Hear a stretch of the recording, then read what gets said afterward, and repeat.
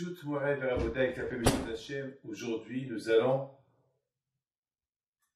expliquer un peu la paracha de Balak. La paracha de Balak, la Torah nous raconte un monsieur qui s'appelle Bilam, qui était prophète, aussi grand que Moshe Rabbeinu, pour les Goïm. Mais la différence entre Balak, Bilam et Moshe Rabbeinu, c'est que Moshe Rabbeinu, il était un grand tzaddik. Il était le leader des Juifs et il a appris aux Juifs de servir Hachem. Bilam, c'est un grand prophète, mais malheureusement, c'était un prophète uniquement pour profiter de sa prophétie. C'est-à-dire, il a voulu faire que du business, s'enrichir avec le don qu'Akadosh Baruch Hu lui a donné. Moshe Rabbeinu est arrivé à être prophète parce qu'il a travaillé pour être prophète. Il a beaucoup travaillé pour être un prophète. Il a travaillé sur ses midot. Et par exemple, je vous dis une belle qualité qu'il avait, Moshe Rabbeinu. Lorsque Moshe Rabbeinu, il était prince, le fils de Batia. Et à un moment donné, il sort voir ses frères. L'époque, ils étaient esclaves en Égypte. Il a enlevé ses vêtements, les vêtements royaux. Il a commencé à s'occuper de ses frères, à travailler avec eux, à pleurer avec eux, à souffrir avec eux, alors que lui était prince. Pourquoi? Parce que c'est ses frères. Dans la vie, il faut toujours soulager un autre. Tout le monde sait que Moshe, il est le prince. Moshe, il habite au palais royal. Et Moshe Rabbeinu Alav Shalom, il a voulu leur montrer, c'est vrai, je suis un prince. Je suis le fils adoptif de Batia. Mais je souffre pour vous. Il a tout laissé pour les joindre, pour travailler avec eux. Vous savez, dans la vie, il faut savoir partager. Partager. Partager la souffrance. Partager la joie. Et c'est pour ça qu'Akadosh Baruch Hu, il a choisi. Pourquoi Akadosh Baruch Hu, il a choisi? Parce que c'était quelqu'un qui voulait tout partager. Secourir les gens. Bilam, c'était un rachat. Il voyait que sa poche. Il cherchait le kavod. Il cherchait la gloire. Il cherchait tout. Et étant donné qu'il était prophète, il savait tout. Alors il en profitait de sa prophétie. Il en profitait pour faire de l'argent. Au lieu qu'il profite de ce que le bon Dieu a donné comme don pour ramener les gens vers Hachem, lui, il a profité pour éloigner les gens d'Hachem et d'en profiter personnellement pour lui. Ça, c'était la différence dans la même époque, la même génération, entre Moshe Rabbeinu et Bilam. C'était la même époque, la même génération. On voyait deux personnalités complètement différentes. Alors maintenant, quel est le lien entre la paracha de Hukat, qu'on a lu la semaine dernière, et la paracha de Balak, on a vu qu'il y a Balak et Bilam qui détestent les Juifs, qui veulent les tuer. Et pourtant, les Juifs ne leur ont rien fait de mal. Et pourtant, la Torah dit, il ne faut pas faire le mal aux Moavites. Les Moavites, ils sont de la famille. Ils sont de la famille d'Abraham Avinu. Il ne faut pas leur faire du mal avec les harmonimes. Et soudainement, ici dans la paracha, on voit que Balak était de Moab et il envoie des messagers à Bilam et il lui dit, voilà, il y a un peuple qui est sorti de l'Égypte et j'ai peur d'eux. J'ai peur qu'ils vont nous envahir. Alors je voudrais bien que tu es le seul capable à les maudire Parce que tu as la force de Moshe Rabbeinu. Moshe, il est pour les Juifs, toi, Bilham, tu es pour les nations. Alors, tu es le seul. Alors la question se pose. Bilham, Balak, mais qu'est-ce qu'ils t'ont fait? Qu'est-ce qu'ils t'ont fait? Il y a aucune raison. Pourquoi? De plus, la Torah, elle précise qu'on n'a pas le droit de faire la guerre aux Moabim. Alors pourquoi tu les insulter? Je comprends. S'ils veulent te faire du mal, alors tu cherches à te protéger d'eux. Mais là, la Torah, elle dit noir sur blanc, ne faites pas du mal à Balak, à Moab. Alors Balak, pourquoi tu les détestes? Pourquoi tu veux les maudire? Et toi, Bilham, qu'est-ce qu'ils t'ont fait? Tu sais très bien que sans Am Israël, le monde ne peut pas tenir. Il y a la Torah qu'ils ont reçue. Bilham, tu connais la vérité. Pourquoi? Pourquoi les maudire? C'est des choses qu'on ne peut jamais comprendre. C'est ça le message de la Torah. Le message de la Torah, David, si tu sers le bon Dieu, personne ne te fera du mal. Mais si tu ne sers pas le bon Dieu, sans raison, ils vont te détester. Les nations vont te détester. C'est comme la mitzvah de la vache rousse. La mitzvah de la vache rousse, la Torah dit qu'il faut prendre la vache rousse, l'égorger, la brûler, et elle purifie les impurs. Alors la question se pose, elle purifie les impurs, quelle est la raison? Pourquoi cette mitzvah-là? Pourquoi la vache doit être blanche, rousse? Pourquoi pas blanche? Pourquoi pas noire? Pourquoi il faut la brûler entière? Quelle est la raison?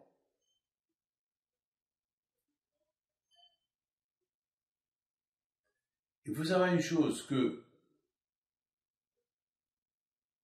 il y a des choses qu'on ne comprend pas. Cette mitzvah de la vache rouge, on ne la comprend pas du tout. On ne la comprend pas.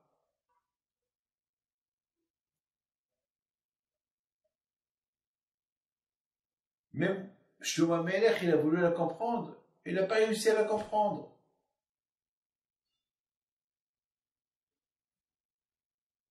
Il dit Shlomo Melech, Amarti Hakema V'Yerechokam Meni.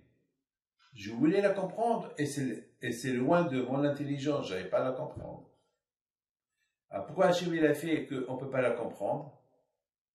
Parce qu'Hachem il veut simplement qu'on sache qu'il y a des mitzvot qu'il faut faire sans chercher à savoir pourquoi il faut les faire. C'est le patron qui les a donnés. Alors, il y a des choses qu'on ne peut pas comprendre et jamais comprendra. Et là aussi on ne pourra jamais comprendre l'antisémitisme. Là aussi on ne peut jamais comprendre l'antisémitisme.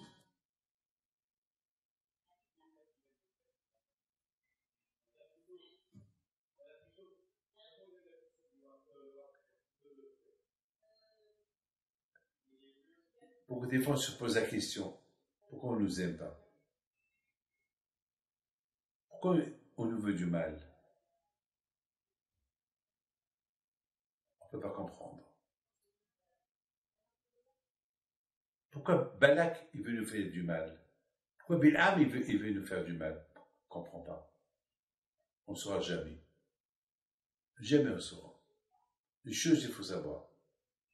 Lorsque tu suis le chemin d'Hachem, aucun ne peut te faire du mal. Lorsqu'on ne suit pas le chemin d'Hachem, on ne va même pas comprendre pourquoi on nous déteste. On ne nous aime pas.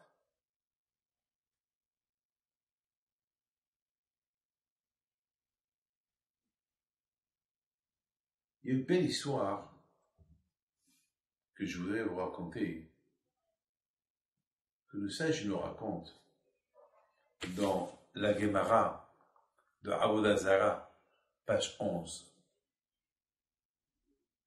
à propos de Ankelos, le fils de Clonimus. c'était le neveu de l'empereur romain Adrianus.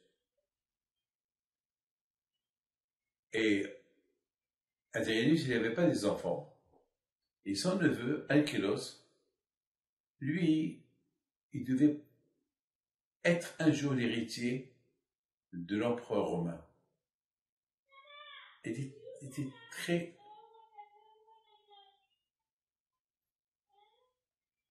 était très intelligent. Et il a été partout.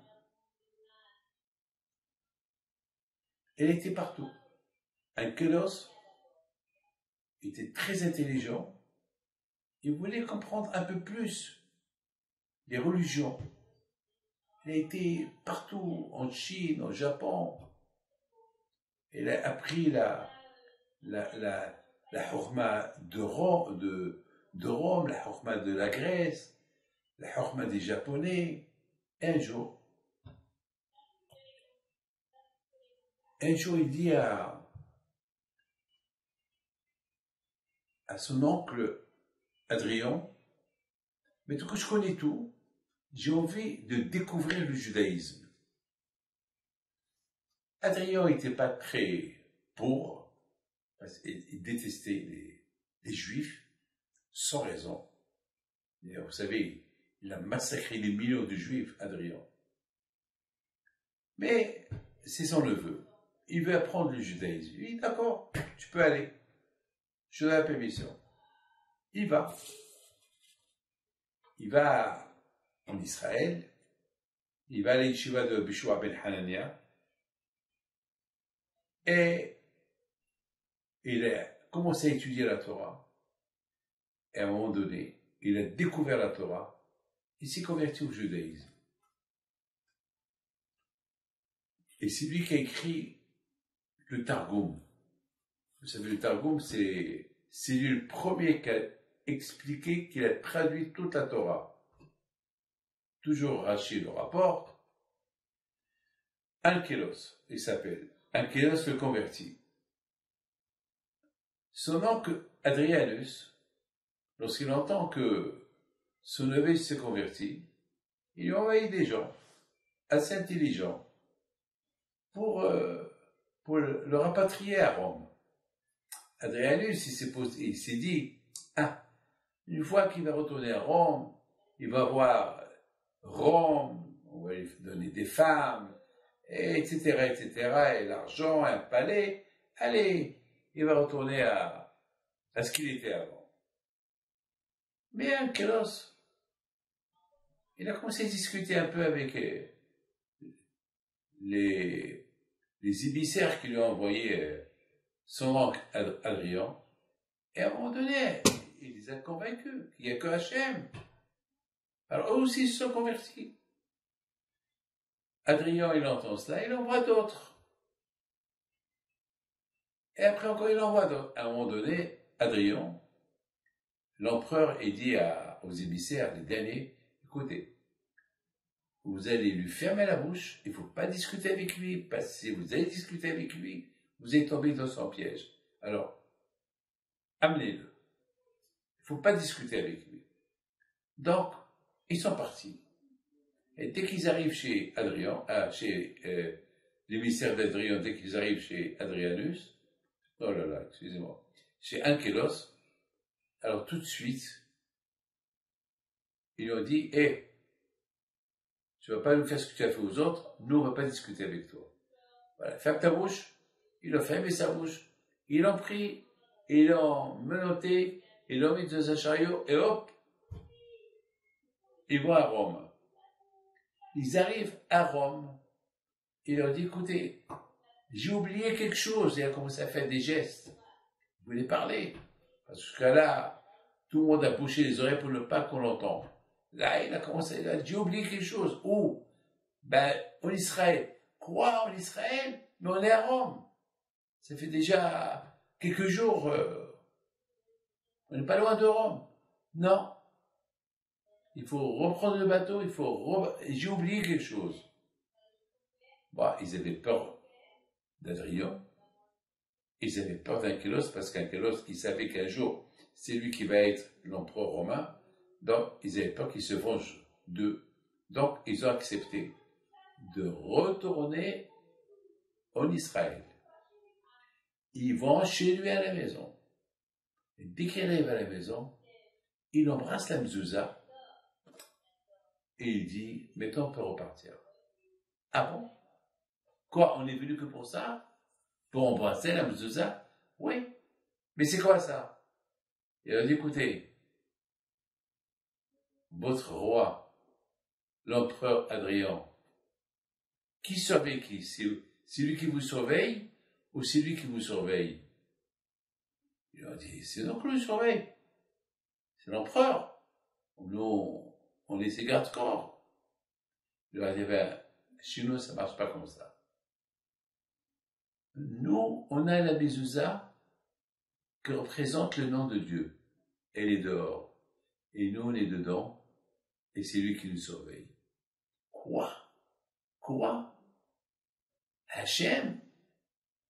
Il est dehors. Il vous surveille. Et vous êtes à l'intérieur? Oui. C'est ça la mezouza. Shomer Datot Israël. Alors, ils lui ont dit, mais comment est-ce possible? Il leur a dit, écoutez, il n'est Eloheinu v'leisha Shomer Israël. Kadosh Baruch Hu jamais il dort. Elle est connue l'histoire qu'il y a eu entre Adrien et Rabbi Shua ben Hanania, le maître de Ankelos.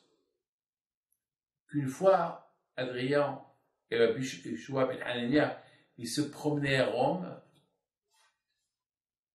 Et d'ailleurs, je pense que c'est là où Ankelos il a connu Rabbi Shua ben Hanania. Rabbi Shua ben Hanania était un ami intime de l'empereur de Rome, parce qu'il était très intelligent, et il faisait rigoler le roi, et il disait des choses de sagesse au roi, et le roi il l'aimait beaucoup. Alors que le roi il n'aimait pas les juifs, mais ce Bishua ben Hania il l'aimait. Je pense que c'est là-bas où Ankelos il a connu le Bishua ben Hanania, qui est devenu après son maître. Alors, nos sages racontent qu'une fois, Rabbi Shua ben Hania se promène avec Adrien l'empereur, comme ça, dans les rues de Rome, et puis ils ont vu un juif, un barbu.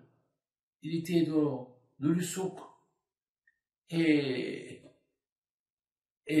le roi, il dit à Rabbi Shua ben Hania, t'as vu cette brebis, ce mouton, entre 70 loups, et personne ne la touche? Il fait illusion aux Juifs qui étaient entre des milliers de Romains, et avec sa barbe, personne ne le touche. Et puis Shua ben Hania lui dit, Majesté, toi tu vois les loups, et tu vois le mouton. Mais tu sais qui protège le mouton? Parce qu'il y a le berger. Et le berger, c'est Akadosh Baruch Hu. Il est invisible. Toi, tu vois que le mouton et les loups. Mais tu vois pas le berger qui est Akadosh Baruch Hu. Il n'est le Hisham. Et je pense, mes amis, c'est cette histoire-là qu'elle a bouleversé Ankelos. Il a compris qu'en Israël, ils ont une sécurité spéciale.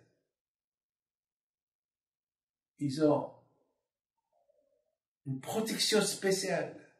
Une protection comme, vous savez que les moutons et les vaches et les brebis, ils se sentent en sécurité lorsqu'ils voient un chien berger. Ils se sentent en sécurité lorsqu'ils voient un berger. Et c'est qui notre berger? Hachem. Hachem Shomer Israël. Mes amis, mais en retournant à notre histoire d'origine. Le Ankelos, il voit les émissaires que son oncle lui a envoyés, ils étaient en train de le regarder. Il leur dit alors, on retourne à Rome? Non, on reste là. Ils se sont convertis. Ils ont compris les leçons que ce peuple juif-là, c'est pas possible qu'il vit, alors que le monde entier veut les détruire et eux ils vivent. Donc il y a une force divine. Il y a Hachem, il y a un berger qui les protège. Adrianus, lorsqu'il a vu que ça ne marchait pas, alors lui, il est venu, lui-même en personne, pour rapatrier son neveu et le ramener à Rome. Mais c'était trop tard. Parce que lorsque Adrianus est arrivé en Israël, lorsqu'il a vu son neveu, Ankelos, avec un chapeau, une barbe, habillé comme des rabbins, il a compris que c'est fini. C'est fini, il est contaminé, on ne peut rien faire. On ne peut rien faire. Mes amis, l'histoire elle se termine. Quand Ankelos est devenu l'un des plus grands tzadikim de toutes les générations. À tel point que chaque semaine, chaque juif, il doit lire la paracha, il lit la traduction de la paracha, la traduction qu'il a écrit Ankelos. Mesdames, mes amis, je voudrais simplement poser une question. Une question que il y a beaucoup de rabbins qui la posent. Comment est-ce possible que Ankelos, il a réussi à convaincre tous ces gens-là qui sont venus pour le récupérer, le rapatrier à Rome, et il a réussi à les rendre juifs? Comment? Écoutez, c'est tellement beau. Nous, mes amis, du matin au soir, on embrasse la mezouza. Est-ce qu'on est convaincu, lorsqu'on embrasse la mezouza, qu'on va être protégé? Je sais pas moi. On donne des cours de Torah du matin au soir. Est-ce que tout le monde nous écoute? Voilà, par exemple, hier, j'ai essayé de faire la paix entre un homme et sa femme avant le divorce. J'ai tellement parlé avec eux des heures et des heures pendant toute cette année. Et à la fin, ils ont divorcé. Hier, il a donné le guet à sa femme. Et après un an que j'ai... Comment ça se fait que ma parole n'a pas été écoutée? Vous savez, mes amis, je voudrais vous dire une chose. Une fois, Rabbi Edelstein, alav shalom, Rabbi Edelstein, il raconte qu'une fois il était chez Rabbi Michel Lefkovitch. Il était chez lui à la maison. Il était invité chez lui. Il a entendu Rabbi Michel Lefkovitch qui priait à Hachem, Hachem, donne-moi la Hachamaïm, donne-moi la crainte de Dieu. Rabbi Edelstein, il était choqué. Quoi?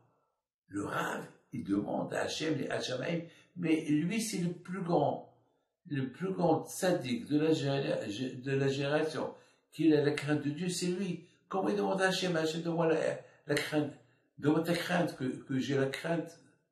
Il n'a pas compris. Alors il va chez lui dire, Rabbi, Michel, je comprends pas, comment tu demandes à Hachem qui te donne Hachamaïm? Il lui dit, mon fils, Hachamim, ils disent que quelqu'un qui a Hachamaïm, ses paroles sont écoutées.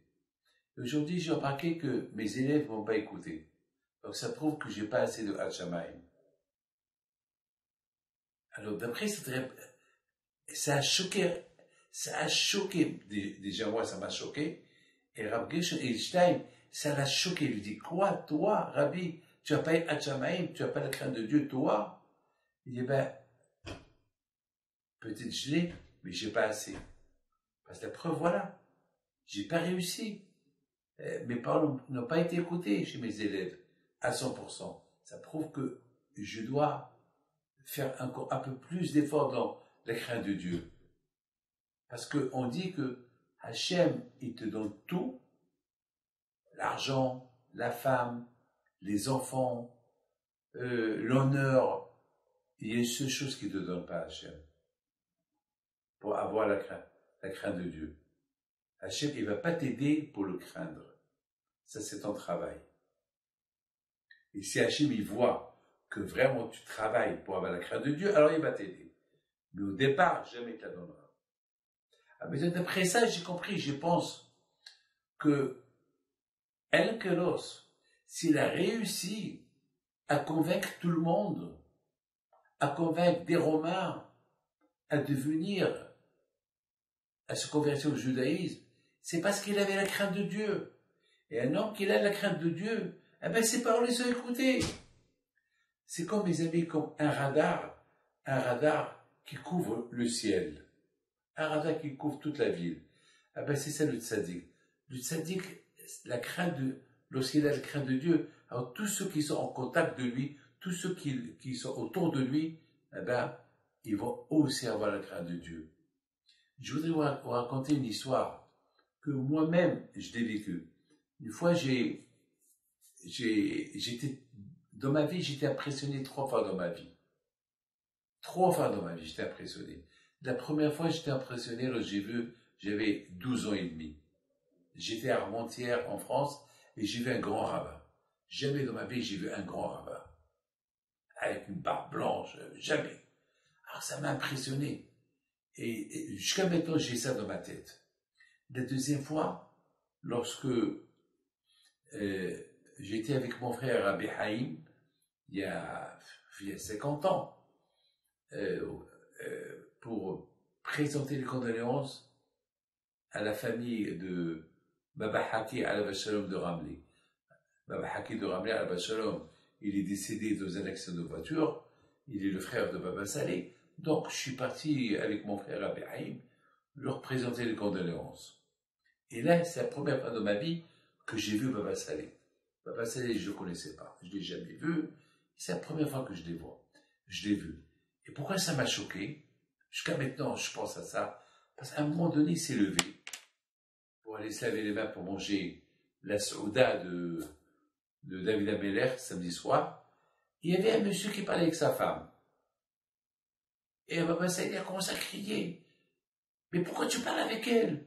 Mais pourquoi tu n'as pas honte de parler avec une femme?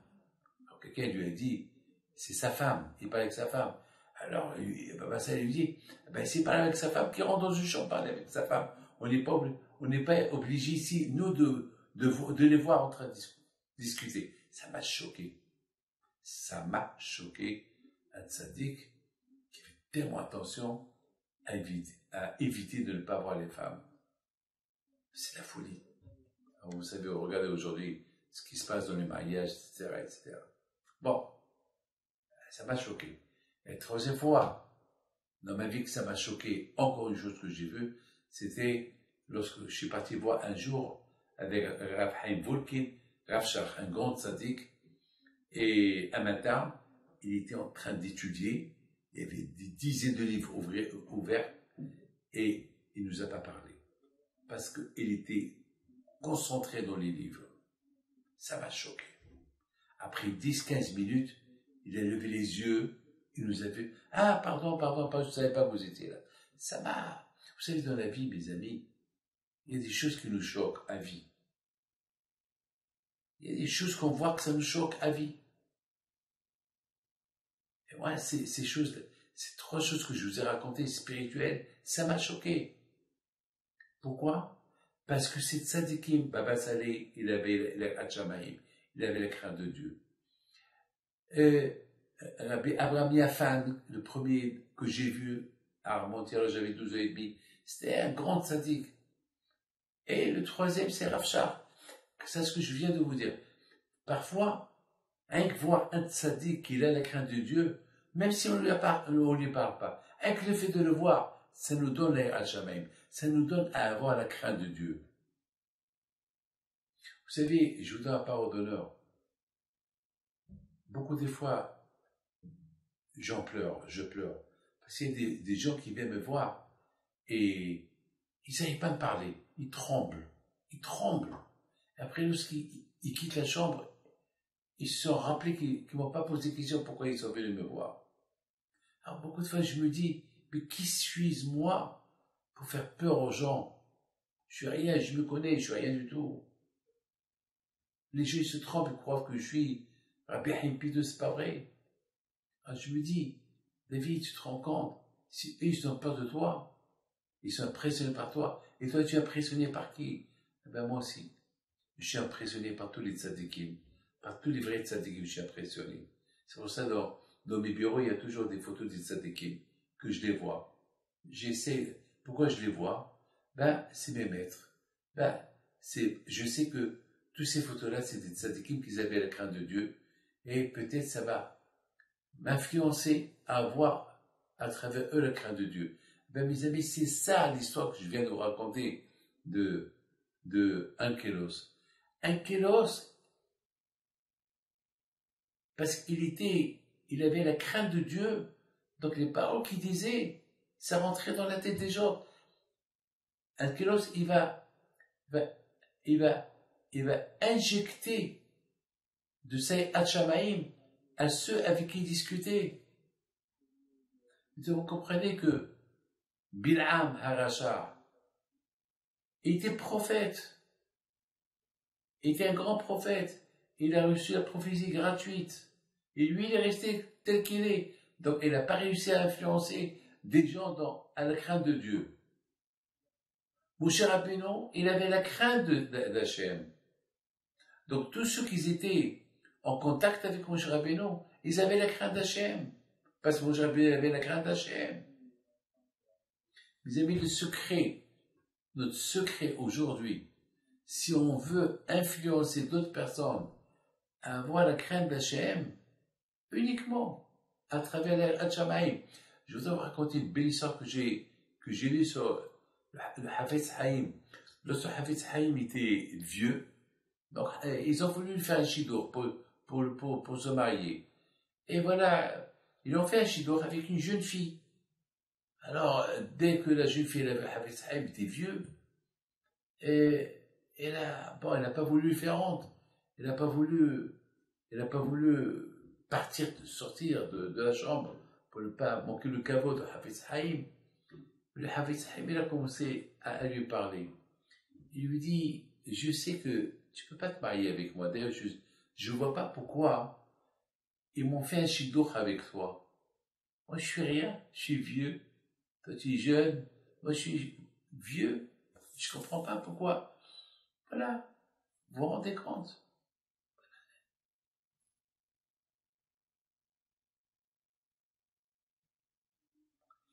Il lui dit, moi, je suis pas jeune. Je suis pas riche. On m'appelle Hafetz Haïm, j'écris des livres. Alors tout de suite, elle lui dit, je veux me marier avec toi.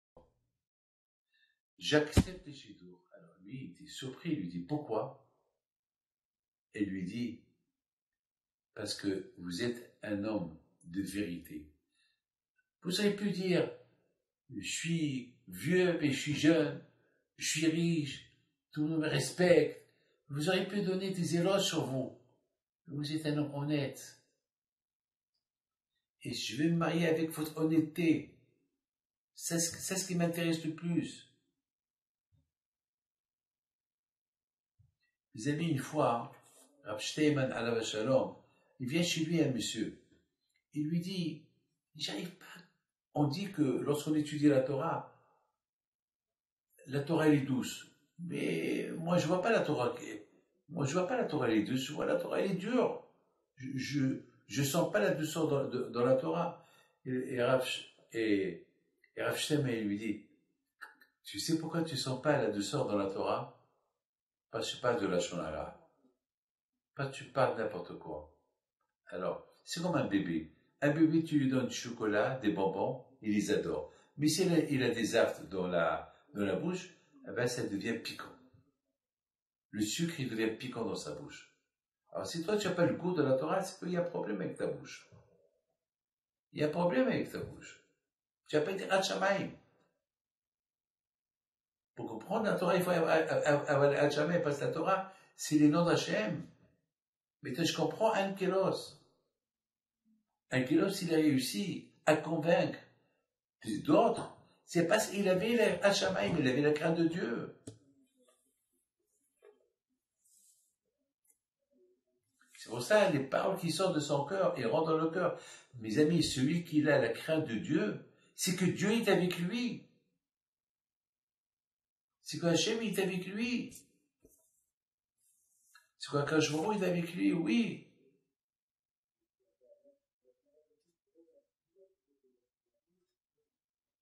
Mes amis, beaucoup des fois, mes amis, j'ai vu mon père à la Shalom. J'ai vu mon père. Je voudrais un parole d'honneur. Jusqu'à maintenant, presque, on approche les 40 ans que mon père est décédé. Jusqu'à maintenant, j'ai peur de lui. Je voudrais un parole d'honneur. Jusqu'à maintenant, j'ai peur de lui. Avec Hépido, non. Non, parce que c'est mon grand-père, je ne l'ai pas connu. Mais mon père, je l'ai connu. Parce que j'ai toujours eu peur de mon père. C'est pas une peur physique, la crainte de sa sainteté. Je me rappelle mon père, il parlait avec les tzadikim. Il allumait les veilleuses, il parle avec eux. Il parle avec Hachem. Je me rappelle encore. Donc, je voyais la crainte de Dieu sur son visage. Je voyais la crainte d'Hachem sur son visage. Donc, cette crainte d'Hachem qu'il avait sur son visage, ben, je la sens jusqu'à maintenant.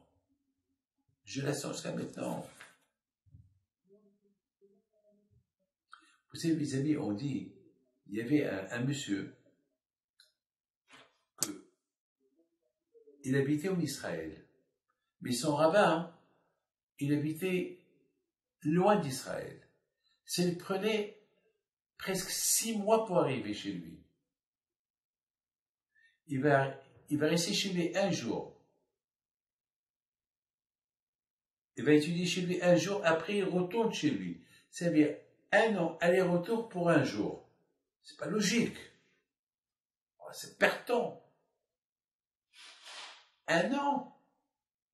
Aller-retour, 6 mois pour arriver, 6 mois pour retour, pour un jour. C'est pas logique. J'ai pas compris ce monsieur-là. Qu'est-ce qu'il fait? J'ai pas compris. Attends, il y a personne qui le réveille. Même le rabbin. Il aurait pu lui dire, arrête de venir. Attends, tu perds 1 an. C'est quoi? C'est pas possible. Pour un jour. S'il prenait un jour, il restait un jour. Chaque année, aller-retour, c'est pas possible. Ben, mes amis, ce monsieur-là, s'il faisait l'aller-retour que pour un jour, je ne sais pas comment il restait avec sa femme, peut-être j'exagère, pas 6 mois aller, 6 mois retour, peut-être il faisait 3-4 mois, mais la plupart de l'année, c'était dans les allers-retours. Peut-être le rabbin, il ne pouvait rien lui dire. Pourquoi? Parce que ce monsieur-là, il dit au rabbin, Rabbi, pour que je reste dans mon judaïsme, il faut que je te voie. Même si je vois un jour, tu es mon remède, tu es mon médicament, je prends de toi les Hachamaim. Ben si tu ne m'acceptes pas, je vais tomber. Donc le rabbin était obligé d'accepter. Regardez les sacrifices qu'il faisait. Peut-être le monde entier se moquait de lui. Ah, celui-là, c'est un fou. Il va pour un jour chez son rabbin, ça lui prend des mois, aller-retour, des mois. Mais c'est un fou. Mais finalement, mes amis, c'est qui le fou? Ceux qui se sont moqués de lui. Parce qu'aujourd'hui, une fois par an, on étudie le jour de Hag Ha'atzmaut. Au lieu que les gens, ils vont faire le barbecue, etc., eh ben, tous les grands rabbins, ils sont sortis avec le Admo Mekalin. C'est lui qui a eu l'initiative de dire, faisons comme ce monsieur-là, que toute l'année, il voyageait aller-retour pour aller voir son rabbin, et pour un jour d'étude de Torah. Alors, on va consacrer le jour de l'indépendance pour étudier la Torah, au lieu d'aller faire des grillades. Pourquoi? Il y a des milliers, des centaines de milliers, que le jour de l'indépendance, ils vont être dans des synagogues ou dans les Beth Midrash. Ça s'appelle Hadioma. Un jour de Torah. Regardez, mes amis, mettez ce monsieur-là, qui a à peu près 2000 ans, ce qu'il faisait, eh ben, ça s'est réveillé aujourd'hui, et ça porte son nom. Et imaginez-vous combien des centaines de milliards de srouillottes ils sont attribués à ce monsieur-là. C'est la folie. C'est la folie. C'est la folie. Mes amis, il n'y a rien d'acquis. Les Hachamaïm, il n'est pas acquis. Avoir la crainte de Dieu, il faut travailler. Regardez, mes amis, lorsque Rabbi Meir Lublin, alav shalom, un grand tzaddik, lorsqu'il a décidé de faire le Daf Yomi, chaque jour tu fais une page de Gemara. À l'époque, les gens rigolaient. Aujourd'hui, c'est des millions de personnes qui lisent le Daf Yomi. Aujourd'hui, il y a des gens ils ont déjà fait 2 fois, 3 fois tout le chasse. C'est de la folie. Pour que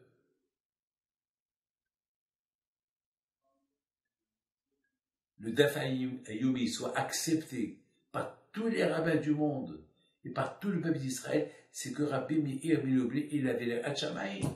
Il n'y a que celui qui a les Hachamaïm que ses paroles soient acceptées par le public. Vous imaginez, aujourd'hui, chaque année, chaque 7 ans, lorsqu'ils font le Siyum Hachas, le Siyum de 60 Gemarot, il y a presque 200 000 personnes dans un stadium aux États-Unis. De méthode déjà, ils sont en train de louer les stadiums et les remplir. En Israël, en Amérique, des millions et des millions, pour que quelque chose de cette dimension soit accepté par tout en Israël, par les rabbinim, les grands rabbins, etc. Il faut que ce monsieur, celui qui a eu l'initiative de la faire, il faut qu'il aille à Hachamaïm. Et voilà. Les Hachamaïm, mes amis, on croit qu'on a la crainte de Dieu. Mais est-ce qu'on a peur du bon Dieu? Est-ce que lorsqu'on fait l'Avera, on a peur de la faire? Donc ça travaille. Pour avoir les Hachamaïm, ça travaille. Pour avoir les Hachamaïm, il faut être indépendant. C'est quoi indépendant? Je ne dépends que de moi. C'est ce qu'on dit. Si c'est pas moi qui prends l'initiative, qui va prendre l'initiative pour moi? Qui? Ceux qui étudient la Torah, il y a de l'influence à prendre d'eux. Moi, je vois quelqu'un qui étudie la Torah, je suis un homme heureux, je suis fier, je suis content. Ce cours de Torah, je le fais à la mémoire d'une femme ici à Montréal, au Canada. Malheureusement, c'est une femme, elle est morte en allant faire une mitzvah. C'est la voiture qui est montée sur le trottoir et il y avait une autre femme à côté d'elle. Elle a poussé la femme qui était à côté d'elle et c'est elle qu'elle est morte. Elle est morte en allant faire une mitzvah. Comment vous comprenez ça? On ne comprend pas. C'est des choses que jamais on comprendra. Mais c'est ça, Hachamaïm. Quand on voit des choses qu'on ne comprend pas, on dit c'est Hachem qui a voulu. On n'a pas de raison. Les Hachamaïm, elles commencent par là. Mes amis, que chacun de nous, il se renforce dans la Torah. Et que Hachem nous envoie Mashiach, Amen, Keratzon.